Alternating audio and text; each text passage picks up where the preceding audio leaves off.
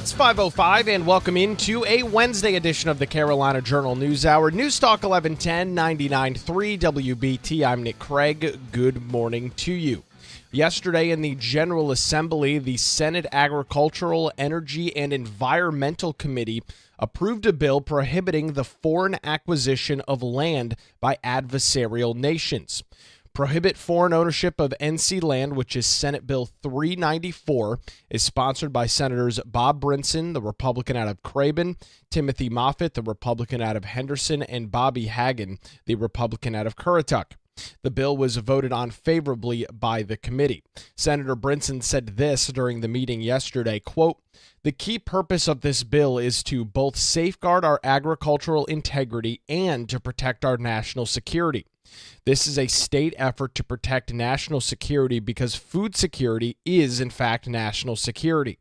This will ensure that North Carolina farmland does not come under international adversarial control and also prevents adversarial nations from acquiring land near sensitive military installations. The bill, as written right now, prohibits land acquisitions by those nations, and the ones outlined in the bill include China, Iran, North Korea, and Russia, or entities that they control. It blocks these foreign entities from owning agricultural lands or lands within 25 miles of a military installation or areas designated by the Federal Aviation Administration, that's the FAA, as special use airspace. Entities currently owning restricted land before the bill's effective date must register their holdings with the Secretary of State and the Attorney General's office here in North Carolina. Those foreign entities that acquire restricted land after the bill takes effect are required to divest the property within 3 years. The bill also introduces a new deed requirement that mandates an affidavit affirming that the buyer is in compliance and is not affiliated with any prohibited foreign entities. That affidavit is already a standard practice for traditional mortgage loans that you and I would receive when purchasing a house. This measure strengthens national security by helping to deter surveillance and espionage activity near critical military sites such as Fort Bragg and Camp Lejeune. According to the bill's sponsors, it also protects the state's agricultural sector, which is a significant part of the economy, a $10+ billion business.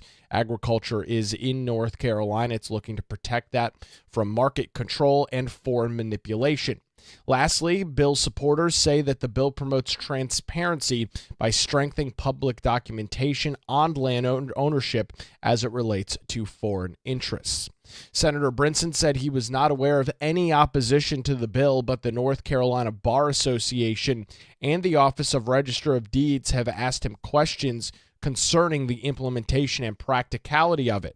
He said he is committed to working through those concerns and amendments as the bill proceeds to the Judiciary Committee, where it now sits. The bill in part reads this, quote, "The General Assembly finds that it is in the public interest of the state to guard its agricultural land and military installations from the potential of adversarial government control in order to ensure that states' farmers are able to ensure a safe, abundant, and affordable supply of food and fiber, as well as affordable supply of food and fiber to protect our national security and to benefit the people of this state and the United States as a whole." The bill does not include legal U.S. residents who have Chinese citizenship. Senator Lisa Grafstein, the Democrat out of Wake County, raised the concern as Wake County has many Chinese American citizens. Senator Jay Chowdhury, another Democrat out of Wake, expressed concerns about how this bill would impact Smithfield Foods, which is now an independent subsidiary of a Chinese conglomerate known as WH Group. The bill would have a minimal impact on that company because existing land holdings are provided for within the bill, and they only have to register with the Secretary of State and the Attorney General's office. Additional land acquisitions by this group that owns Smithfield would be prohibited, and it was pointed out that many of Smithfield's growers are North Carolinians, so it has not yet been an issue.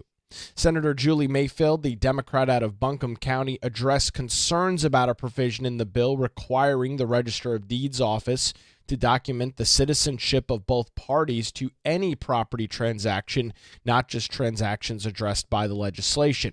It was clarified that while this is in fact correct, it is not an enforceable mechanism, but a public record transaction mechanism. The bill, quote, will protect North Carolina farmland, strengthen our national security, and ensure that our critical resources remain in trusted hands, according to Senator Brinson. Senate Bill 394 did receive a favorable report and now advances to the Senate Judiciary Committee, where we will keep a very close eye on it. You can read some additional details this morning by visiting our website, carolinajournal.com, where it's now 5:10. We're tracking details on a new audit this morning as it relates to the North Carolina Department of Commerce. To get some details on that this morning, Theresa Opeka, carolinajournal.com, joins us on the News Hour.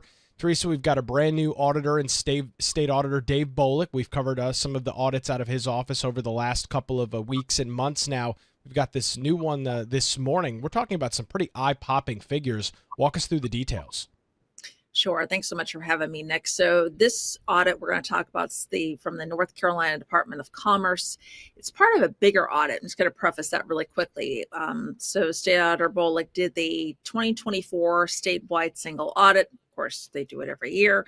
And what they did was audit about 22 programs covering a little over $25 billion in spending from funds awarded by the federal government. So, it's not just the state government. Now we're focusing on the federal government, which is another big deal. So in total, North Carolina spent a little over $36 billion in federal awards Wow. from 618 programs, managed by 103 different state entities. And that includes Department of Commerce. So the auditor's office found about $8.5 million in question costs and 11 total findings. According to State Auditor Bolick, most of those question costs would be attributed to the Department of Commerce. And this is a repeated problem with this department. So what they found this year is that they incorrectly used $8.5 million of unemployment insurance funds. And what they did is they charged those expenditures to the wrong time frame allotted for each reward. So there's just a bunch of them they went through. I won't go through all of them, but specifically 8 expenditures totaling a little over $8 million were charged to an award in the consortium only automation period. It's another big word for the department. Also 13 expenditures totaling roughly $15,000 were charged to an award before it even started. And what they were doing is they're blaming this on staffing shortages, which they were also recognized in the previous audit from the previous year for different issues on, that we don't have the staffing. So it's been an ongoing issue. We can get into a little more of the report in a moment, but it just seems like it's wash, rinse, repeat. Yeah, you talk about this $8.5 million, which is one of the more eye-popping figures coming out of this audit. And Theresa, I guess one of the big issues at question here is this: since this is money that is coming from the federal government, these audits are required by the feds. If it's deemed that the state of North Carolina did not use the money correctly, did not audit the money correctly, or in this case seems like charged it incorrectly in terms of the allotted periods of time, that money potentially could have to be paid back to the federal government, which would put North Carolina taxpayers on the hook. That's correct. Yeah, they could most definitely be sending this money back. Like I said, it's been an ongoing issue, and you might, see some of your taxes go up as a result of this. So, there's been a definite lack of oversight. So we mentioned repeated problems. This department also didn't adequately monitor $55 million in federal funds that were designated for the employment and training programs for adults, dislocated workers, and youth who have some barriers for finding employment. They went through all different procedures. And like I said, this is nothing new because they found the same issue in the 2023 statewide single audit. They found the department didn't adequately monitor about $58 million in federal funds for the same programs. So they're down a little bit to $55 million from 58. That's still a big number that you're not monitoring this correctly. And again, they claim they don't have the workforce to help monitor this, but they're rectifying it. We hope. Well, Well, Teresa, and that begs my next question. When you've got a state agency that is year in, year out told, hey, you've got a problem, and we're talking about significant amount of money, $57 million in 2023, $55 million in 2024. At what point does somebody else step in if this agency is incapable of keeping a close eye on these funds? I don't know that we're necessarily indicating that there's any fraud within that money, but if it's not being watched, I guess it opens up the possibility for some nefarious actors to be taking advantage of the state and or the federal government.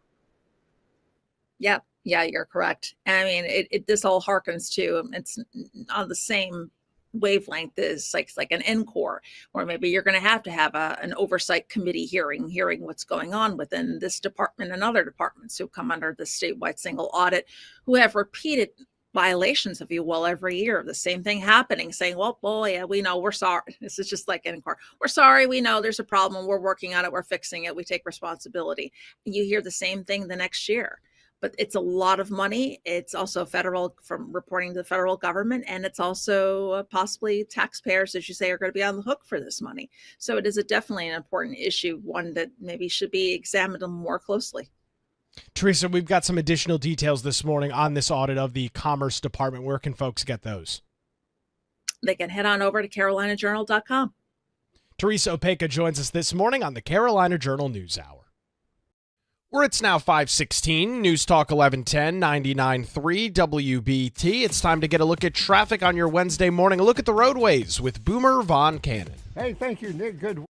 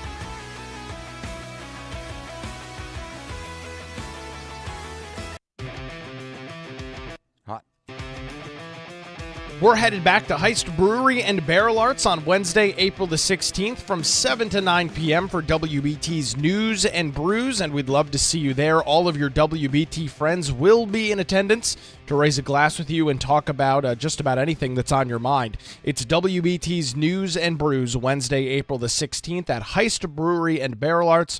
Visit WBT.com this morning for tickets and event details. 522, welcome back to the Carolina Journal News Hour, News Talk 1110, 99.3 WBT. Keeping an eye on the General Assembly this morning, a proposed workforce development pilot project, which is designed to strengthen North Carolina's labor market, passed the House Committee on Commerce and Economic Development yesterday afternoon. House Bill 574 establishes a grant program administered by the nonprofit North Carolina Workforce Development Coalition, NCWDC. It's to provide grants to employees to encourage employer-sponsored training. The program is intended to increase job creation, reduce employee turnover, enhance wages, and upgrade worker skills in industries underserved by existing education frameworks. Representative Cody Honeycutt, the Republican out of Stanley County, said, quote, "One of the main questions that I've had about this bill is it trying to get into the community college system?" He says, "No, it's not. What we're trying to do here is create a workforce development program for different various entities that don't have focuses in the community college system currently, such as HVAC and welding." The bill excludes areas like HVAC or welding, which are already well served by community colleges, and instead focuses on niche jobs where formalized training is lacking but necessary. Honeycutt explained it might be something along the lines of meat butchering. There's not a meat butchering practice within a community college system, so it just aims to focus on those types of areas and issues. Employees of North Carolina-based businesses working at least 30 hours per week would qualify for this legislation if it passes. The bill targets North Carolina businesses with 20 to 1,500 employees, offering grants to cover up to 50% of eligible training costs, capped at $2,000 per trainee and $40,000 annually per employer. Eligible training must directly relate to an employee's role, boosting outcomes like improved effectiveness or new job opportunities. The program doesn't come without a price tag, however. It would cost an estimated $5 million, with ongoing talks involving the Labor Commissioner to explore existing or new funding sources.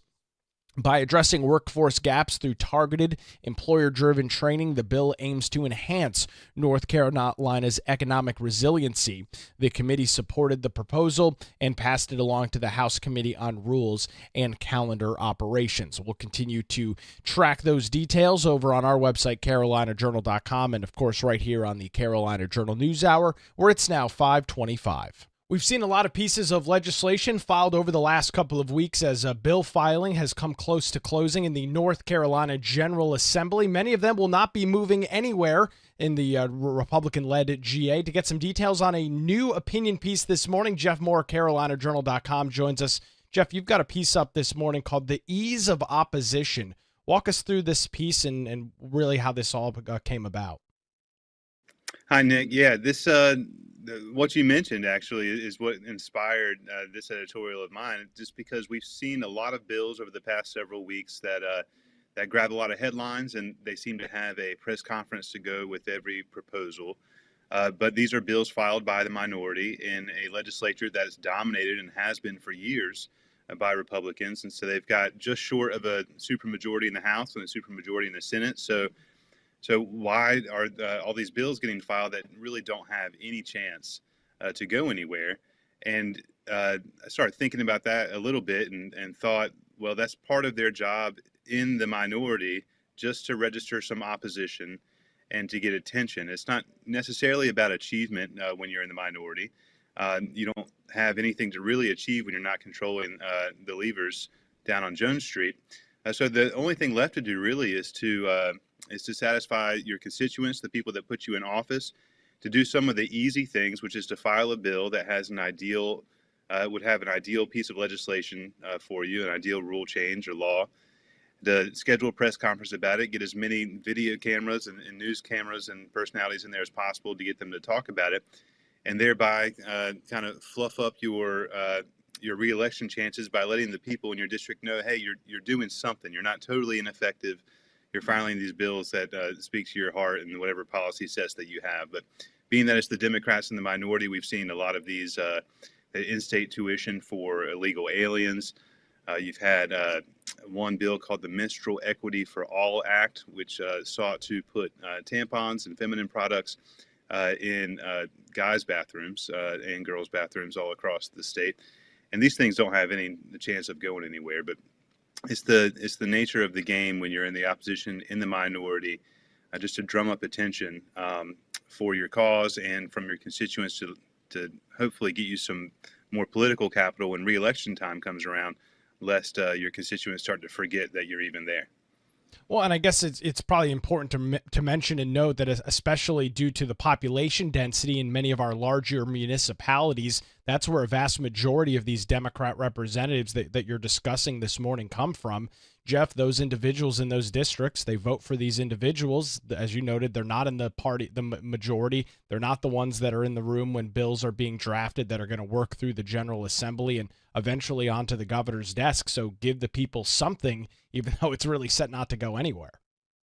Yeah, and you can imagine, like, if you put yourself in the shoes of a lawmaker, you've been elected to office, and if you're not in the majority, you're in the minority, then there's not a lot of avenues for you to take to get some real progress. You can, of course, reach across the aisle and try and find those areas of common ground where you can work together and get something across the finish line. And that does happen quite a bit. It's just usually those are usually the technical corrections kind of bills, not the headline grabbers. So for everything else, if you're looking for some attention while you cannot really reach the achievement, then you file these bills that are quite provocative.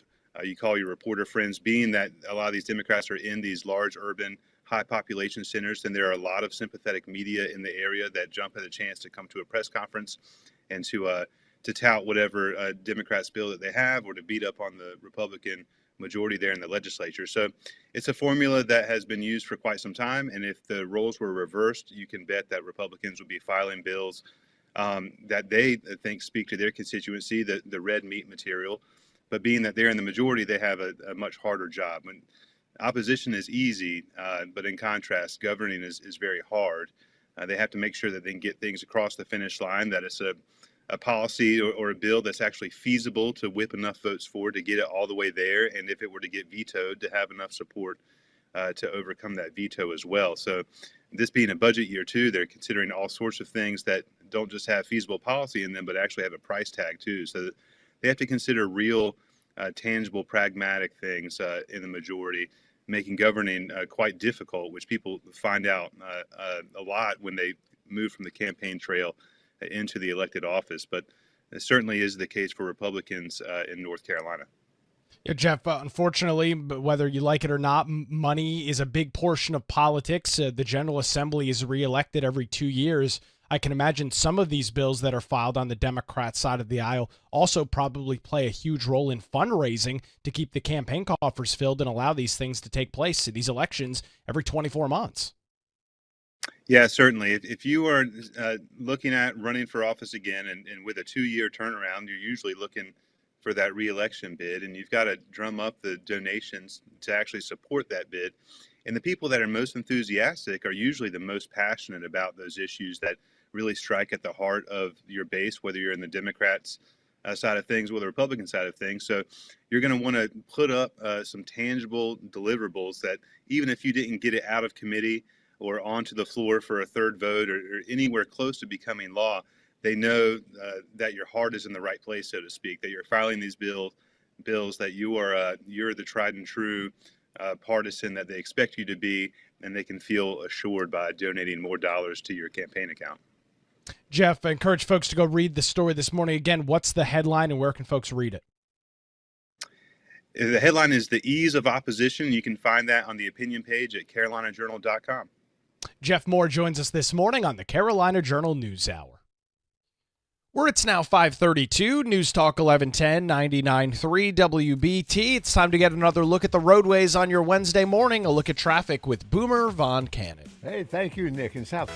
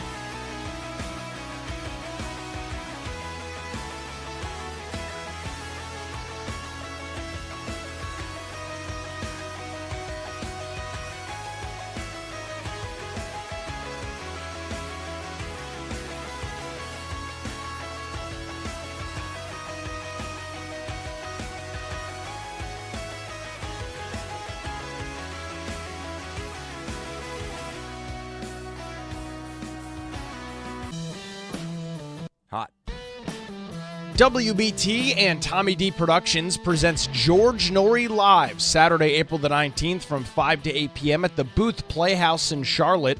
The legendary George Norrie from Coast to Coast AM will lead an interactive evening featuring special guests Vincent Jania, Samantha Fay, and Danian Brinkley.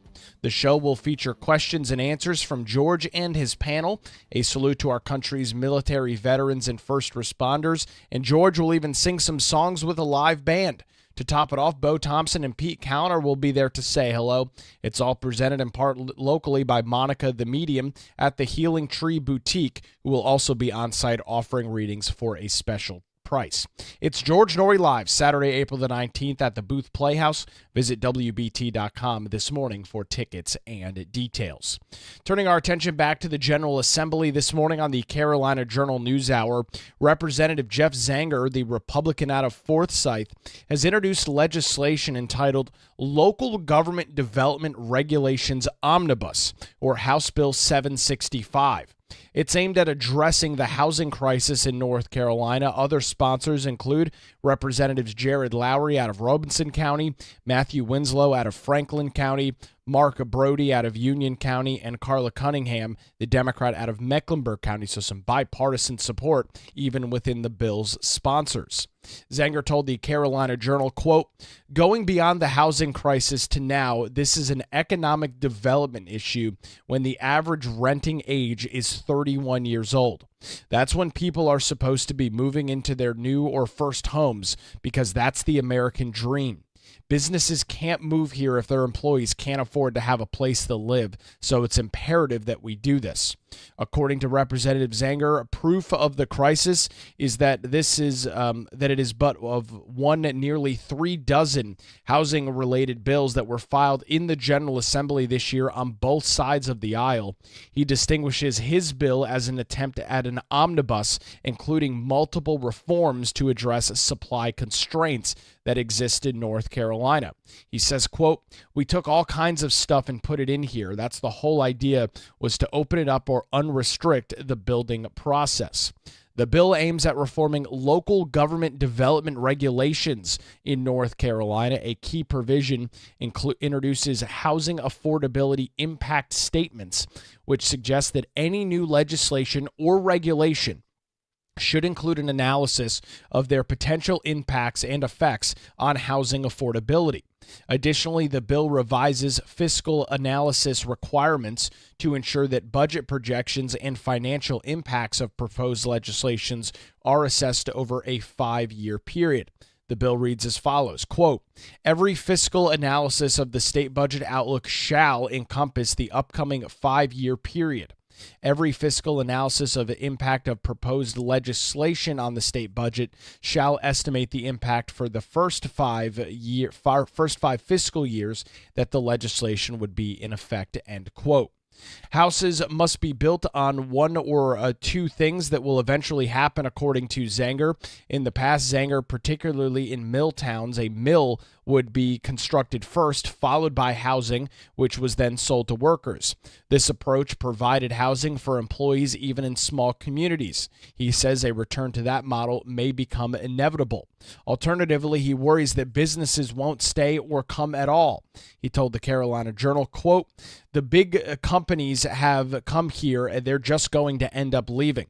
A company like Toyota can pick up tomorrow and leave North Carolina, and it wouldn't even be a line item on their balance sheet." This legislation, House Resolution 765, continues through the General Assembly this morning. We'll track the details at carolinajournal.com. The North Carolina House is also pressing forward with legislation aimed at easing the childcare pipeline. Supporters say that House Bill 412 would address affordability and access issues for families while reducing operational burdens on childcare providers. At the heart of the legislation is a proposal to decouple the state's Quality Rating Improvement System, or QRIS, from childcare subsidy reimbursement payments. Under the current model, childcare facilities' star ratings directly affect the reimbursement rates that they qualify for. The original bill crafted for serving the connection between QRS from the requirements and payments for participation in the state's subsidized childcare program. Some committee members had previously expressed concerns about decoupling the QRIS from subsidies, fearing that it could reduce quality incentives for providers. If such an operation was passed into law, the new system would still offer a voluntary star rating for facilities, but these ratings would no longer determine the reimbursement amounts that the facilities receive. The bill would require the Department of Health and Human Services to develop a plan for QRIS decoupling by May the 1st of 2026. Additionally, DHHS has been directed to conduct a market rate study to establish new reimbursement rates pending approval from the General Assembly. Representative Dean Arp, the Republican out of Union County, one of the bill's primary sponsors, emphasized the intent behind this shift during a meeting in the House Health Committee yesterday. He said, quote, "We want a child care system that is safe, affordable, and available. By reducing unnecessary regulatory burdens, we can lower the cost for providers and parents alike while increasing the workforce by streamlining the credential process," end quote. Critics voiced concerns about the potential impacts on quality. Representative Sarah Crawford, the Democrat out of Wake County, said, quote, "Decoupling the QRIS rating system with subsidy calculations could de-incentivize quality improvements and create inequalities in access to high-quality child care." Beyond the reforms, House Bill 412 would continue child care subsidization grades and implement new deregulation aimed at reducing costs for providers. Notably, the bill streamlines standards for workforce qualifications and facility operations, including by addressing the definition for lead teachers, staff-to-child ratios, as well as space and equipment requirements. One significant change would be the religious child care facilities, which currently operate under separate requirements, into alignment with other licensed providers regarding subsidy payments and quality expectations. Proponents argue that expanding the pool of providers receiving state subsidies will ultimately increase accessibility for child care options for families across the state. This is a pretty interesting piece of legislation, House Bill 412. You can read some additional details on it this morning by visiting our website, carolinajournal.com, where it's now 5:45 on News Talk 1110 99.3 WBT. We'll get another look at traffic on your Wednesday morning, a look at the roadways with Boomer Von Cannon.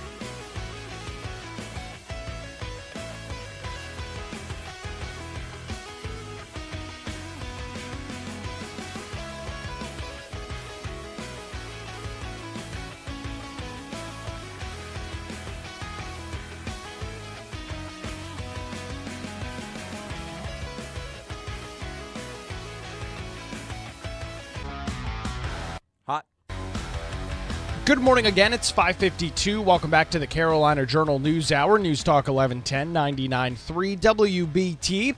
The North Carolina Department of Commerce is once again under scrutiny in the 2024 statewide single audit, which was conducted by the state auditor's office. That is Dave Bolick. The office audited 22 programs covering over $25.5 billion in spending from funds awarded by the federal government. In total, for the year ending June 30th of last year, North Carolina spent over $36.58 billion in federal awards from 618 programs managed by 103 different state entities. The office found that $8.5 million in question costs with 11 total findings. According to State Auditor Dave Bolick, most of the question costs can be attributed to the North Carolina Department of Commerce, which he claims incorrectly used $8.5 million of unemployment insurance administration funds by charging expenditures to the wrong timeframes allowed by each award. The auditors tested 151 out of more than almost 1,300 unemployment insurance expenditures totaling $17.5 million and found 21 prohibited expenditures totaling $8.4 million. As a result of that, the almost $8.5 million is considered questioned costs. And with that, the department may be required to pay those funds back to the federal government, putting North Carolina taxpayers on the hook for that money. Auditors also noted that the funds could have been used to upgrade the UI benefit system with things like software improvements. The auditor's office recommends that the department management provide clear guidance and training to employees on charging costs during an allowable time frame. In addition, department management should develop and implement detailed review procedures related to expenditures to ensure compliance with federal award requirements.